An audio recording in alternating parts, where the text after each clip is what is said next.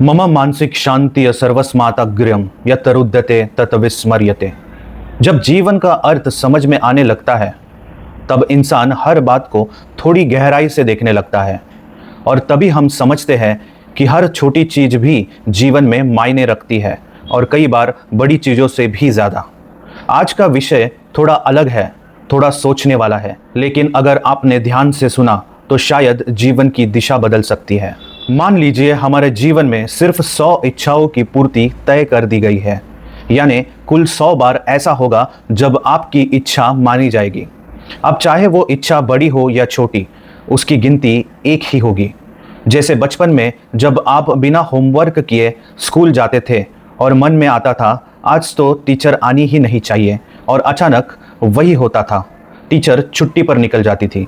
या फिर कभी लेट हो जाते थे और मन में कहते थे बस ट्रेन छूटनी नहीं चाहिए, और संयोग से ट्रेन खुद ही लेट हो जाती थी। तब हम खुश हो जाते हैं और सोचते हैं वाह, किस्मत ने साथ दिया। लेकिन अगर आपको बताया जाए कि ये भी आपकी 100 इच्छाओं में से एक थी तो कैसा लगेगा? धीरे धीरे हम अनजाने में वो खजाना खर्च करते जाते हैं जिसका उपयोग हम जीवन के बड़े मोड़ों पर कर सकते थे। जैसे कोई अपने पूरे जीवन की कमाई चॉकलेट और खिलौने पर उड़ा दे और जब ज़रूरत हो घर खरीदने की तब हाथ खाली हो जाए। इच्छाएं चाहे अनजानी हो या जानबूझकर मांगी गई हो, जब पूरी होती है तो उसका हिसाब जुड़ जाता है। जीवन में कई बार हम बहुत छोटी छोटी चीज़ों के लिए मन ही मन कामना करते हैं जो कब पूरी हो जाए हमें पता भी नहीं चलता। कोई बच्चा चाहता है कि उसकी मम्मी उसकी शरारत पर गुस्सा ना करे और उस दिन माँ सिर्फ मुस्कुरा कर उसे छोड़ देती है। कोई ऑफिस में चाहता है कि आज बॉस मीटिंग में ना आए और संयोग से बॉस बीमार हो जाता है। ये छोटी छोटी राहतें जो हमें सहज लगती है वही धीरे धीरे हमारी इच्छा की लिमिट को खत्म करती जा रही होती है। हम जीवन में बड़े सपने देखते हैं, अच्छा करियर, सुखद परिवार, अच्छा स्वास्थ्य और अंत में शांति। लेकिन वो छोटे क्षणों में अनजाने में मांगी गई इच्छाएं उस बड़े सपने के रास्ते में आड़े आ जाती है। हर इच्छा एक ऊर्जा है, एक याचना है ब्रह्मांड से, और उसका उत्तर भी ऊर्जा में ही आता है।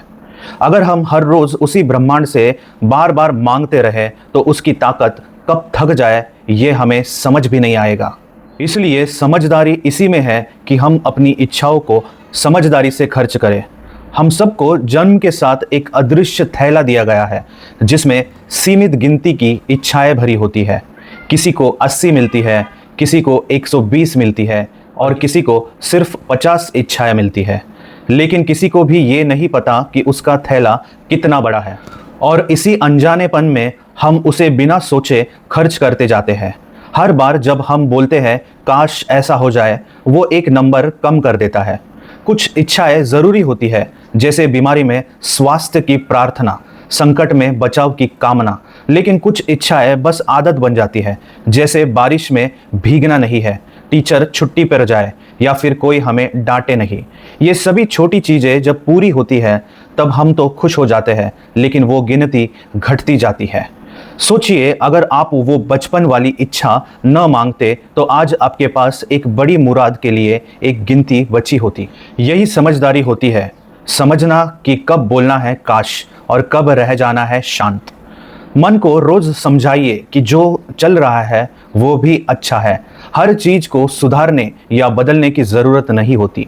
कई बार मन को थोड़ा रोक कर रखना ही सबसे बड़ी बुद्धिमानी होती है। जैसे एक समझदार दुकानदार छोटी चीजों में छूट नहीं देता ताकि बड़ी खरीदारी पर छूट दे सके, वैसे ही हमारी इच्छाओं की छूट भी सोच समझ कर देनी चाहिए। आज से हर बार जब भी मन कोई बात मांगे तो एक पल ठहरिए, खुद से पूछिए क्या ये सच में ज़रूरी है? क्या ये इच्छा इतनी बड़ी है कि इसके लिए मेरी गिनती में एक कम हो जाए? अगर जवाब हाँ है तो ज़रूर मांगिए, और अगर नहीं है तो बस मुस्कुराकर बात बदल दीजिए।